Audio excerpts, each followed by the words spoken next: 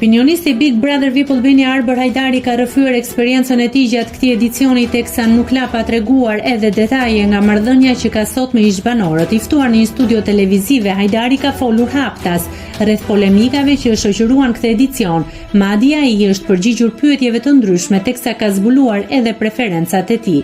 I pyetur nëse mund të jepte emrin e banorit që sipas tij ishte më pak inteligjentja apo inteligjentja sa i takon lojës, Arbri nuk ka nguruar duke thënë emrin e Valbona Mhillit. Tani po të them një emër që ka qëndruar edhe goxha kohë brenda lojës, se ka dhe të tjerë që kanë dalë më shpejt, por po them Valbona, u shpreh Arber Hajdari. Ai ka vazhduar përgjigjen e tij duke sqaruar se i referohet vetëm lojës si lojtare. Sipas tij Valbona nuk e nuhati lojën. Nëse klikoni mbi butonin subscribe, do t'ju shfaqen të gjitha publikimet tona.